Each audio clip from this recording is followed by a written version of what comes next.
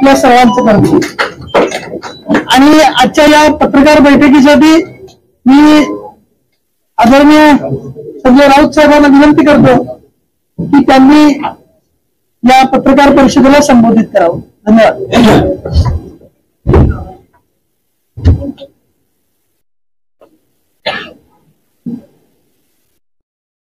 माझे व्यासपीठावरील या मंचावरील महाविकास आघाडीचे शिवसेनेचे सर्व सहकारी आणि आपण इचलकरंजीचे सगळे पत्रकार बंधू, गेल्या 2 दिवसापासून मी सांगलीत आहे आणि सांगलीमध्ये फिरत असताना बाजूला इचलकरंजी आहे किंवा हातकलंगणे आहे,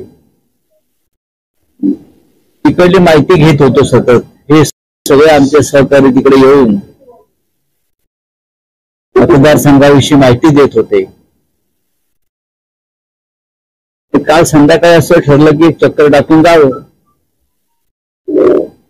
आणि त्यानुसार मी इथे आलो। उशीर झालाय,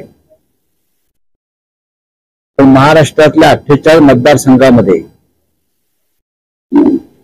सगळ्यांनाच जावं लागतंय। महाविकास आघाडी आहे, मतदारसंघ शिवसेनेचा आहे, काँग्रेसचा आहे, राष्ट्रवादीचा आहे। ते न पाहता आम्ही असं ठरवलंय की प्रत्येक मतदारसंघ महाविकास आघाडीचा आहे, आपला आहे। आणि 3ही पक्षाच्या नेत्यांनी त्या प्रत्येक मतदारसंघात जाऊन प्रचाराची धुरा सांभाळायला या मतदारसंघात। आणि बाबा सांगलीत लवकरच आदित्य ठाकरे येतील, उद्धव ठाकरे येतील, शरद पवार येतील, काँग्रेसचे वरिष्ठ नेते येतील। पण हा मतदारसंघ जिथे आता बसलो आपण सगळे, हा शिवसेनेचाच मतदारसंघ आहे। नक्कीच आमची राजू शेट्टी यांच्याशी काही काळ चर्चा झाली, ते भेटले। उद्धव ठाकरे यांना 2 वेळा भेटले, आमच्याशी चर्चा झाली, आमच्या घटक पक्षांशी चर्चा झाली। ते शेतकरी संघटनेचे नेते, शेतकऱ्यांच्या प्रश्नावर त्यांचे आंदोलन, त्यांचे लढे सुरू असतात आणि त्यांच्याविषयी आमच्या भावना आहेत की ते लढणारा माणूस आहे।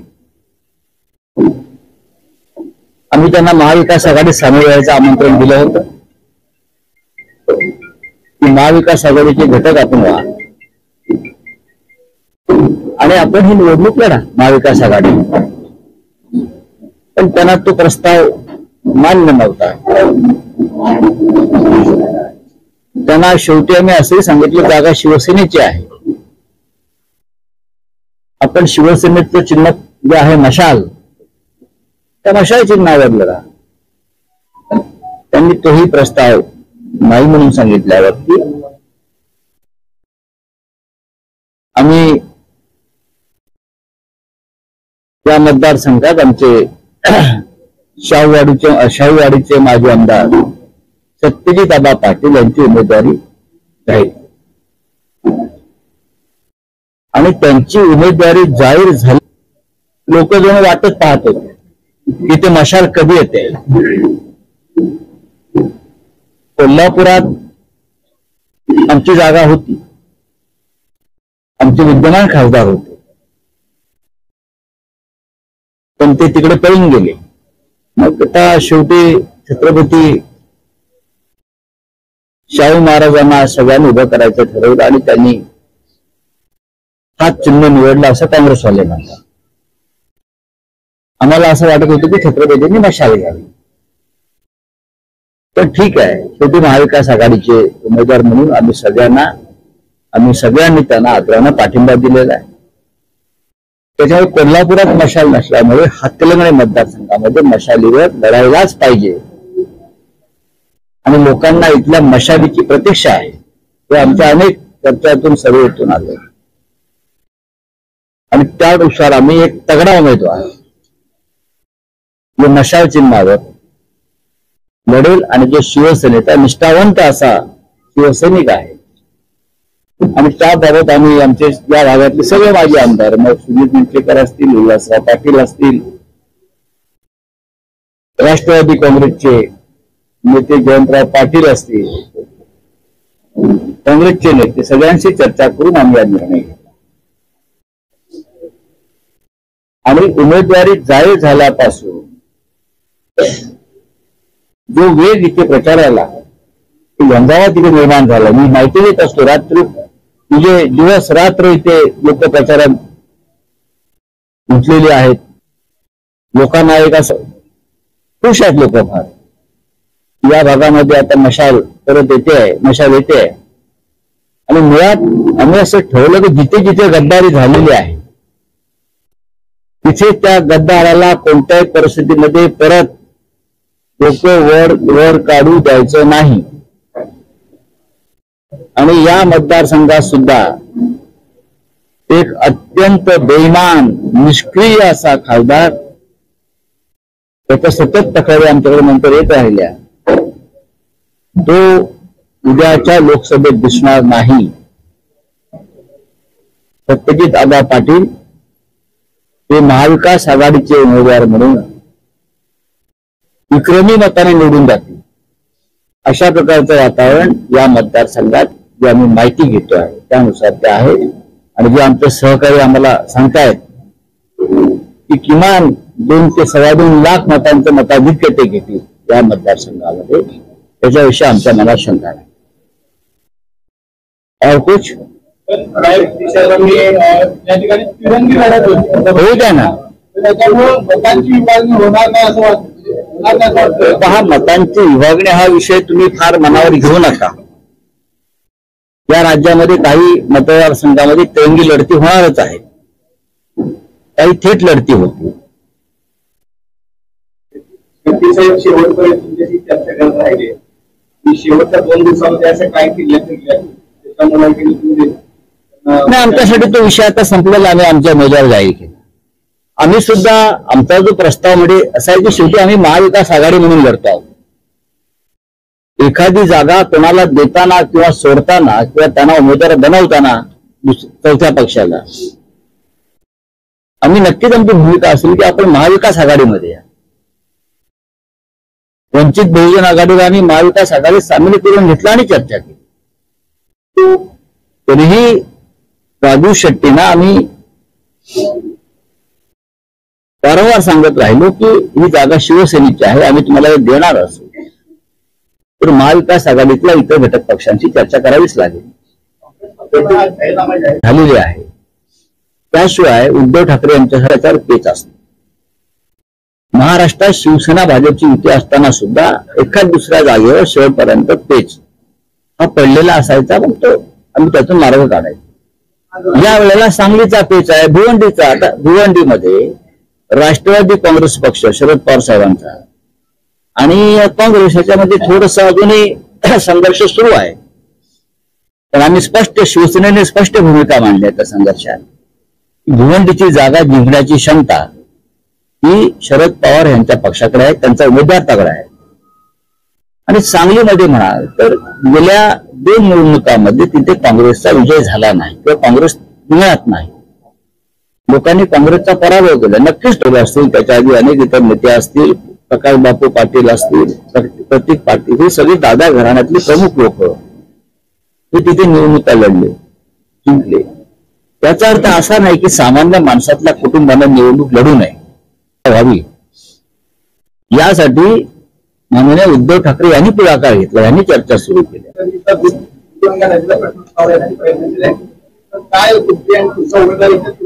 राष्ट्रवादी काँग्रेसमधून जे नेते भाजपला सामील झालेले आहेत त्यातले एक हसन मुश्रीफ आहेत. हसन मुश्रीफांनी दूधगंगेचं पाण्यासंदर्भात जे वक्तव्य केलं होतं, रक्ताचे पाठ वाहतील, तर म्हणजे हा प्रश्न तुम्ही त्यांना विचारायला हवा. त्यांचं सरकार आहे का? इचलकरंजीच्या लोकांना पाणी मिळवण्याचा हक्क अधिकार नाहीये का? आहे ना.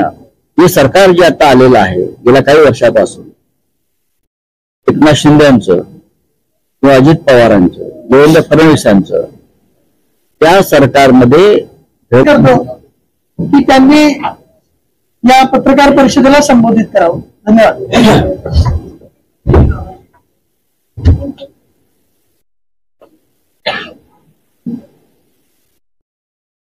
माझे व्यासपीठावरील या मंचावरील महाविकास आघाडीचे शिवसेनेचे सर्व सहकारी आणि आपण इचलकरंजीचे सर्व पत्रकार बंधू, गेल्या 2 दिवसापासून मी सांगलीत आहे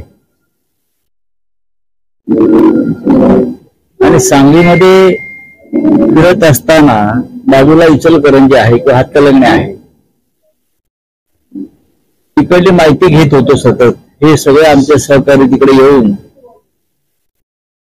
मतदारसंघाविषयी माहिती देत होते. काल संध्याकाळी असं ठरलं की चक्कर टाकून जावं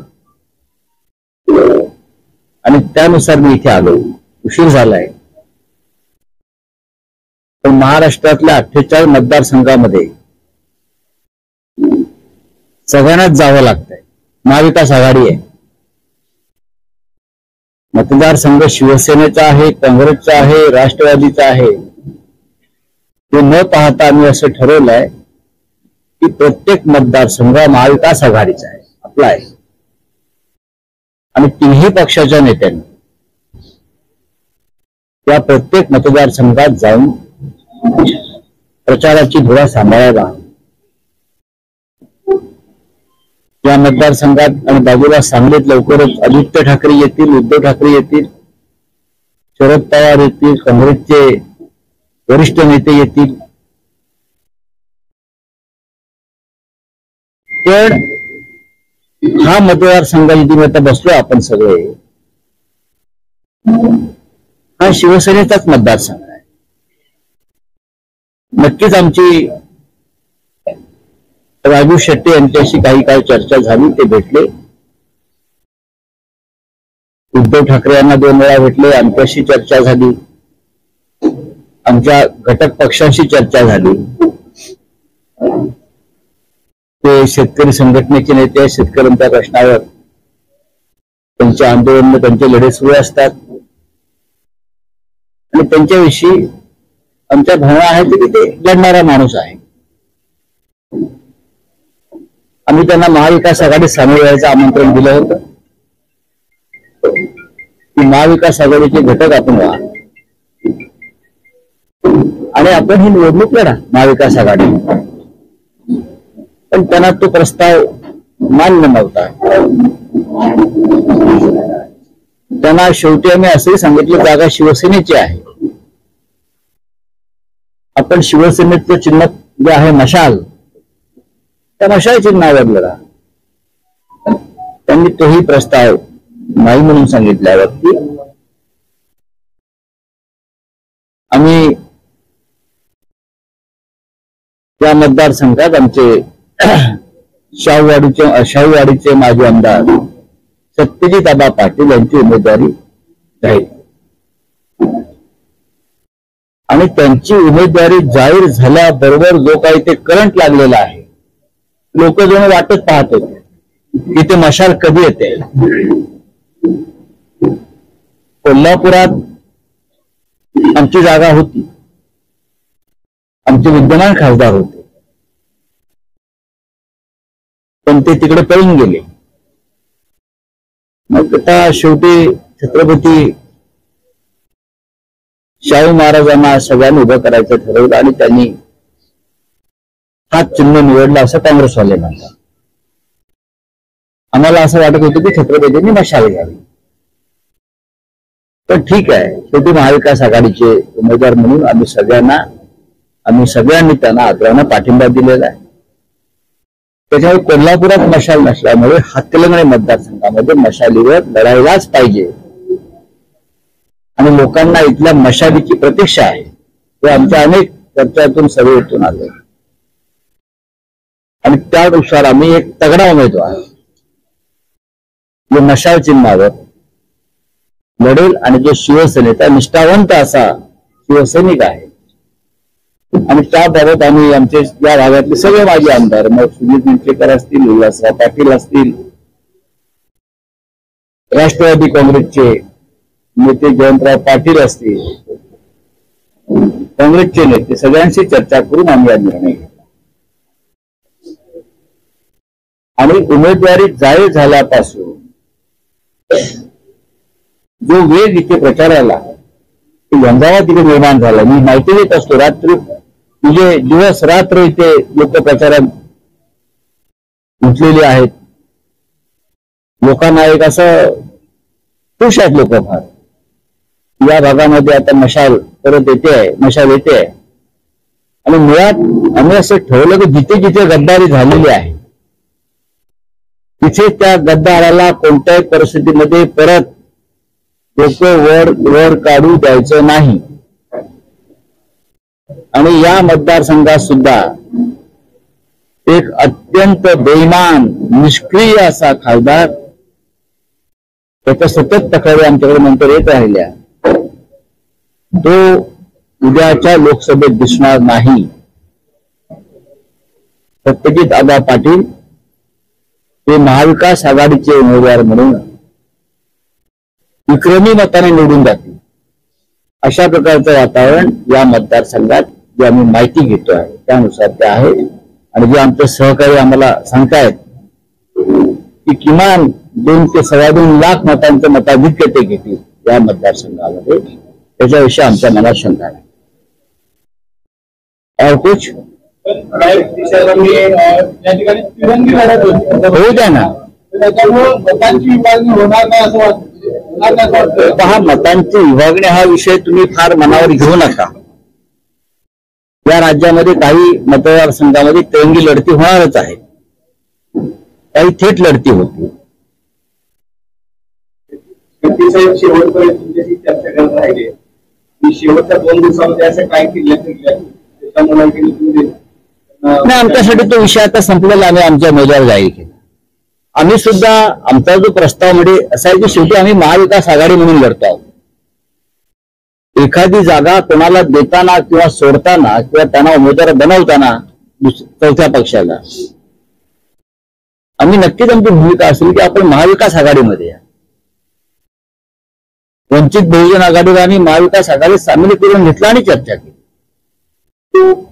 तरीही राजू शेट्टींना आम्ही वारंवार सांगत राहिलो की ही जागा शिवसेनेची आहे, आम्ही तुम्हाला देणार असू, तर महाविकास आघाडीतल्या इतर घटक पक्षांची चर्चा करावीच लागेल. जाहीरनामा जाहीर केलेला आहे, कायद्यामध्ये सुधारणा करावा म्हटलेला आहे, त्यांनी समर्थन केलेलं आहे. नाही, अजून तो जाहीरनामा बघितलेला नाही. शेवटी इंडिया अलायन्सचा वेगळा जाहीरनामा असू शकतो. आम्ही निवडणुका लढतो आहोत ते इंडिया अलायन्स, महाराष्ट्रात महाविकास आघाडी. इंडिया अलायन्सचा जाहीरनामा स्वतंत्र असेल. महाविकास आघाडी महाराष्ट्रातले काही विषय घेऊन एक स्वतंत्र जाहीरनामा काढू शकते, कारण शेवटी या राज्याचे प्रश्न वेगळे आहेत, राष्ट्राचे प्रश्न वेगळे आहेत. आणि महाराष्ट्र आणि राष्ट्र याच्यामध्ये आता कोणती दरी राहणार नाही. तेव्हा जाहीरनाम्याचा अभ्यास करू आम्ही त्यांच्या, पण प्रखर राष्ट्रवाद हा आमच्या जाहीरनाम्याचा आधार असेल.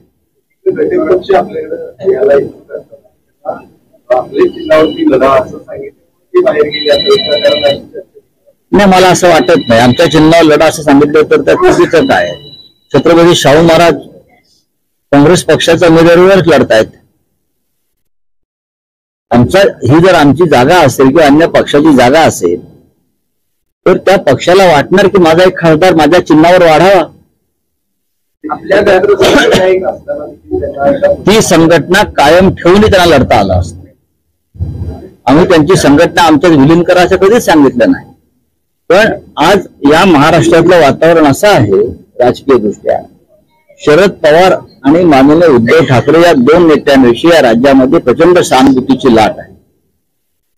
आणि जर तुम्हाला जिंकायचं असेल तर शरद पवार यांचा राष्ट्रवादी काँग्रेस पक्ष आणि माननीय उद्धव ठाकरे यांच्या नेतृत्वाखालची शिवसेना यांच्या बरोबर राहून त्यांच्या चिन्हावर तुम्हाला लहान पक्षांना लढावं लागेल अशी भूमिका आमची आहे आणि त्याचा फायदा त्या लहान राजकीय पक्षांना होणार आहे, संघटनांना होणार, तर आम्हालाही होईल. पण 2 दिवस साहेब सांगलीमध्ये आहात. बरं. काय एकूणच त्या परिस्थितीचा आढावा आहे? कारण अजून सांगलीचा तिढा सुटला नाही असं म्हटलं जातं. सांगलीचा तिढा मला वाटत नाही तिढा आहे. महाविकास आघाडीचे उमेदवार म्हणून आम्ही डबल महाराष्ट्र केसरी कुस्ती क्षेत्रातलं एक मोठं नाव सांगलीचेच चंद्रहार पाटील यांची उमेदवारी उद्धव ठाकरे साहेबांनी जाहीर केली. जेव्हा शिवसेनेचे पक्षप्रमुख सांगलीत येऊन किंवा एखाद्या भागात जाऊन उमेदवाराची घोषणा करतात तेव्हा ही घोषणा का हवेत नसते ना. कुठेतरी चर्चा झालेल्या आहेत, कुठेतरी देवाणघेवाण झालेली आहे. त्याशिवाय उद्धव ठाकरे यांच्यासारखा नेता उमेदवारी घोषित करू शकतो का? आणि या चर्चा वरिष्ठ स्तरावर होतात. आता आघाडीमध्ये किंवा जेव्हा युत्या गठबंधन ज्याला म्हणतो आम्ही, त्याच्यामध्ये 1-2 मतदारसंघ असे शेवटपर्यंत असतात ज्याच्यावर पेच असतात. महाराष्ट्रात शिवसेना भाजपची युती असताना सुद्धा एखाद दुसऱ्या जागेवर शेवटपर्यंत पेच हा पडलेला असायचा, मग तो आम्ही त्यातून मार्ग काढायचा. या वेळेला सांगलीचा पेच आहे, भिवंडीचा. आता भिवंडीमध्ये राष्ट्रवादी काँग्रेस पक्ष शरद पवार साहेबांचा आणि काँग्रेस याच्यामध्ये थोडस अजूनही संघर्ष सुरू आहे. पण आम्ही शिवसेनेने स्पष्ट भूमिका मांडली आहे त्या संघर्षात. भिवंडीची जागा जिंकण्याची क्षमता ही शरद पवार यांच्या पक्षाकडे आहे, त्यांचा उमेदवार तगडा आहे. आणि सांगलीमध्ये म्हणाल तर गेल्या 2 निवडणुकांमध्ये तिथे काँग्रेसचा विजय झाला नाही किंवा काँग्रेस मिळत नाही. लोकांनी काँग्रेसचा पराभव केला. नक्कीच तो काँग्रेसचा परंपरागत भाग आहे. वसंतदादा पाटील असतील, त्याच्या आधी अनेक इतर नेते असतील, प्रकाश बापू पाटील असतील, प्रतीक पाटील, हे सगळे दादा घराण्यातले प्रमुख लोक हे तिथे निवडणुका लढले, जिंकले. त्याचा अर्थ असा नाही की सामान्य माणसातल्या कुटुंबांना निवडणूक लढू नये. आणि मग काय सांगली तिढा नाही. मात्र विशाल पाटील यांनी आज पत्रक काढलेली सांगली हा काँग्रेसचा गड आहे आणि तो लढू आणि जिंकू अशा प्रकारे नक्कीच ते बोलले असतील असं त्याच्याबद्दल मला काही म्हणायचं नाही. आता रामटेकची जागा ही शिवसेनेची सिटिंग खासदाराची जागा होती. तोही शिवसेनेचा गड आहे. आम्ही ती जागा काँग्रेसला दिली. म्हणजे त्यांना इच्छा होती की आम्ही लढू आणि त्याच्यावरती फार ठळठळ केली नाही की आमचा गड आहे. तिथे आमचे 5 वेळा खासदार झाले, 5 वेळा. कोल्हापूरची बाजूची जागा आहे, आम्ही तिथे 30-35 वर्ष लढतोय, सातत्यानं हारजीत होतोय. आता तो विद्यमान खासदार होतो. आता आपण ती जागा घेऊन छत्रपतींसाठी जर मोकळी केली असेल तर त्याच्यावरती आमचा काही वाद नाही. अमरावती आमचा सातत्यानं जिंकणारा मतदारसंघात काँग्रेसला आम्ही दिलेला आहे. त्या संदर्भात सुद्धा जर तुम्ही जिंकणार असाल, तुमच्याकडे चांगले उमेदवार असतील तर आपण लढायला.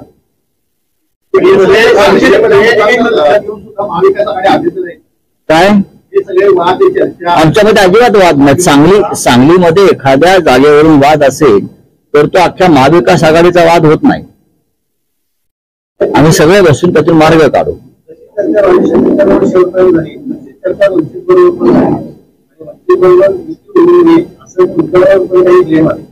वंचित बरोबर युती होऊ नये असं कोणाला वाटेल? असं कोणालाही वाटणार नाही. सातत्यानं शिवसेनेने पुढाकार घेतलाय वंचितच्या बाबतीत चर्चा व्हावी यासाठी. माननीय उद्धव ठाकरे यांनी पुढाकार घेतला, यांनी चर्चा सुरू केल्या.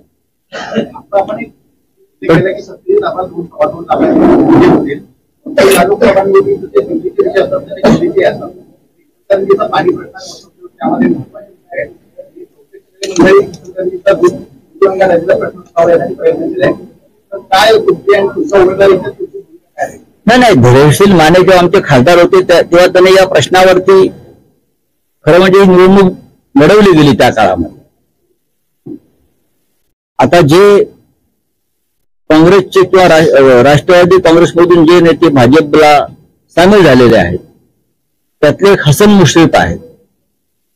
हसन मुश्रीफांनी दूधगंगेचं पाण्यासंदर्भात जे वक्तव्य केलं होतं, रक्ताचे पाठ वाहतील, तर म्हणजे हा प्रश्न तुम्ही त्यांना विचारायला हवा. त्यांचं सरकार आहे काय? इचलकरंजीच्या लोकांना पाणी मिळवण्याचा हक्क आणि अधिकार नाहीये का? आहे ना. हे सरकार जे आता आलेलं आहे गेल्या काही वर्षापासून, एकनाथ शिंदे यांचं किंवा अजित पवारांचं, देवेंद्र फडणवीसांचं, त्या सरकारमध्ये धैर्यशील माने इकडले खासदार हे फार महत्वाची भूमिका बजावताना दिसत आहेत. त्यांना जर 50-50 कोटी 100-100 कोटी मिळू शकतात पक्ष बदलण्यासाठी, तर इचलकरंजीच्या लोकांना पाणी का मिळू नये? त्यांची मागणी साधी आहे पाण्याची. आणि त्यासाठी पाण्यासाठी कोणी रक्ताचे पाठ वाहतील अशा प्रकारची भाषा जबाबदार व्यक्ती करत असेल, ज्याचा एक पाय तुरुंगात होता कालपर्यंत, ज्यांच्यावर ईडीने फास आवडला होता, अशा व्यक्तीने अशी भाषा करू नये. पण नक्कीच नवीन खासदार येतील, नवीन खासदार येतील, निवडून येतील. पुढल्या 5 महिन्यामध्ये राज्याच्या निवडणुका होतील आणि विधानसभेला पुन्हा एकदा महाविकास आघाडीचे शिवसेनेचे आमदार निवडून येतील. आणि मला असं वाटतं की तेव्हा हा प्रश्न सुटलेला असेल. हा,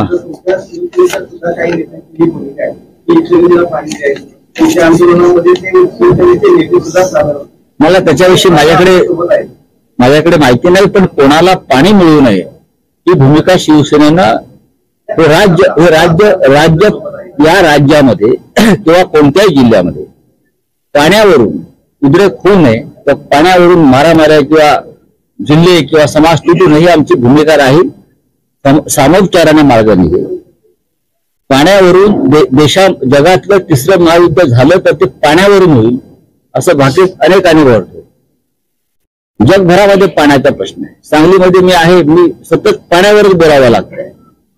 हा प्रश्न हा जागतिक प्रश्न आहे, हा राज्याचा आणि देशाचा प्रश्न आहे. तुमच्या नरेंद्र मोदी यांनी पाण्यासाठी स्वतंत्र मंत्रालय निर्माण केलं आणि 2 मंत्री त्यासाठी ठेवले. या खासदारांचं काम होतं की त्यांच्याकडे प्रश्न घेऊन जाणं आणि प्रश्न सोडवणं. राज्यामध्ये जलसिंचनापासून जलसंधारणापर्यंत अनेक खाती निर्माण झालेली आहेत आपल्याला. त्या खात्याचे मंत्री या प्रश्नावरती काय करतात हा सुद्धा प्रश्न त्यांना विचारावा लागेल.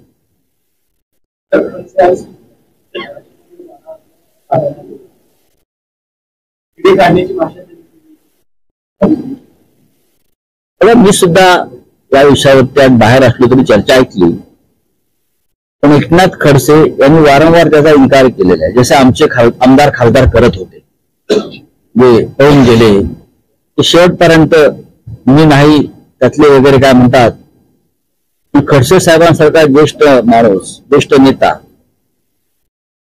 ज्यांना त्यांच्या संघर्षाच्या आणि संकटाच्या काळात ज्यांनी त्यांना शरद पवार साहेबांनी आधार दिला, प्रतिष्ठा दिली, मला वाटत नाही की ते माननीय शरद पवार साहेबांना अशा पद्धतीनं त्यांच्या संकट काळात सोडून जाते. जर तसं त्यांचा निर्णय असेल तर ते त्यांचं दुर्दैव आहे. त्यांचं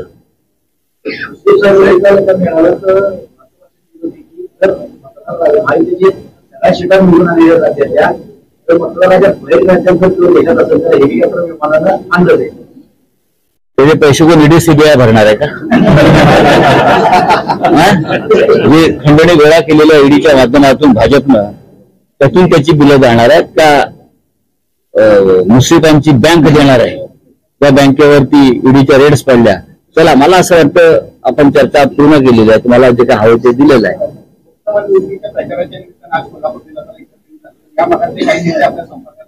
नक्कीच नक्कीच मी पाहू ना, आता आपण तेव्हा लवकरच कळेल ना.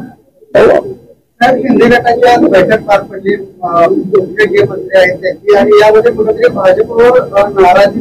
कशाला त्याच्यावर बोलायचं? आपण या इचलकरंजी मतदारसंघात हातकणंगल्यामध्ये आलेलो आहोत. अत्यंत उत्तम वातावरण आहे. आम्ही जिंकतो, आमचा खासदार निवडून येतोय.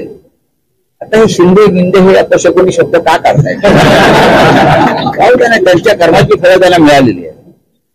बाळासाहेब ठाकरेंचा पवित्र धनुष्यबाण या राजकीय पटलावरून गायब करण्याची भारतीय जनता पक्षाच्या मदतीनं त्यांनी कार्य केलेलं आहे.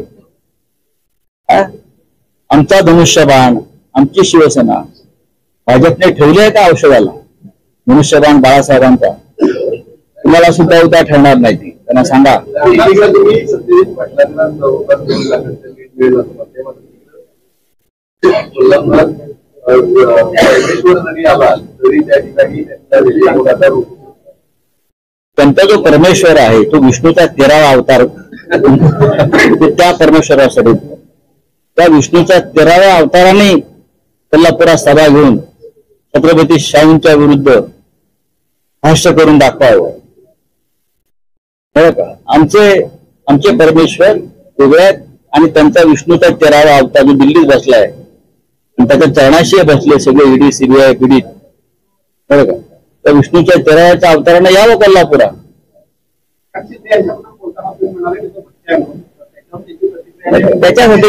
त्याच्या रिॲक्शनवरती काय तुम्ही सोडा हो. अरे सोडा होय का? कोण संजय राऊत बोलायचं बाकी काय? तुमचं जरा सांभाळा, नाडी सुटली आहे तुमची, सांभाळा. हा लोकसभेचा निकाल लागेल मग नंतर तुमचा निकाल हे दिल्लीवाले लावणार आहेत, त्यांना माहित नाही.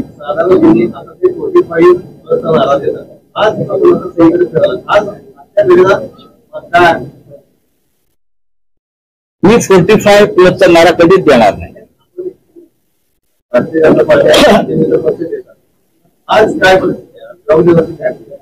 ग्राउंड लेवलची परिस्थिती आम्ही हवेत बोलणार नाही. महाविकास आघाडी 35+ जागा जिंकली. हे आमचं मिशन आहे, कमिशन आहे नाही, लोकांनी ठरवलंय. आम्ही किमान 35 जागा जिंकू या महाराष्ट्र राज्यामध्ये. आणि देशामध्ये नरेंद्र मोदी 200 पार करत नाहीत. या देशामध्ये नरेंद्र मोदी ते 400 पारचा नारा देत आहेत, त्यांनी 200 पार करून दाखवावं. उत्तरेत त्यांना 200 जागा मिळू द्या, तेवढ्यात त्यांच्या राहतील. काय उत्तरे काय त्यांना आंदोलन दिलंय का? हा अजिबात नाही. मला सगळी गणितं माहिती आहे आणि भारतीय जनता पक्षापेक्षा जास्त माहिती आणि पक्की माहिती माझ्याकडे आहे. ग्राउंड रिपोर्ट माझ्याकडे आहे. हा 2014 आणि 19चा फसवाफसवीचा काळ संपलेला आहे. तसं नसतं, त्यांना एवढी खात्री असते. तर जे रोज जे त्यांचे दरोडे पडतायत ना ईडी सीबीआयचे, ते दरोडे त्यांनी टाकले नसते. या मुख्यमंत्र्याला अटक कर, त्या मुख्यमंत्र्याला अटक कर, ह्याच्यावरती दहशतीनं ईडी सीबीआयनं लोकांना पळवून द्या, हे त्यांना करण्याची वेळ आली नसती जर त्यांना खरोखर 200 जागा उत्तरेत मिळाल्या असतात तर. पण आमच्यावर किती कारवाई करा, मी स्वतः जेलमध्ये जाऊन आलो, किती कारवाई करा, आम्ही तुमच्याशी लढणार आहोत आणि तुमचा पराभव करणार आहोत. नशीब ते 145 पार नाही बोलले लोकसभेला महाराष्ट्रामध्ये. फडणवीस काही बोलू शकतात. आम्ही नारायण राणेंचा आतापर्यंत 3 वेळा पराभव केला, हे आपल्याला माहिती आहे का? आता चौकार मारायचा पराभवाचा. कोणालाही मिळू द्या. कोकणामध्ये रत्नागिरी, सिंधुदुर्ग असेल, रायगड असेल, मुंबई असेल, कोणाला येऊ द्या. जे ते म्हणतायत ना तुमचे मुश्रीफ परमेश्वर, त्यांचा त्या परमेश्वराला स्वतः विष्णूच्या 13व्या अवताराला उभं राहू द्या येऊन, त्याचा पराभव होईल.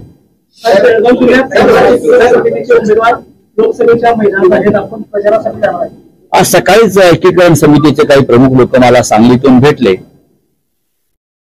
एकजूट राखण्यासाठी मराठी माणसाची त्यांची भूमिका आहे की आपण निवडणुका लढावी आणि आम्ही नेहमीच एकीकरण समितीच्या भावनांचा आदर केला आहे. थँक्यू, धन्यवाद. महाविकास आघाडी आणि राजू शेट्टीने असा आरोप केला की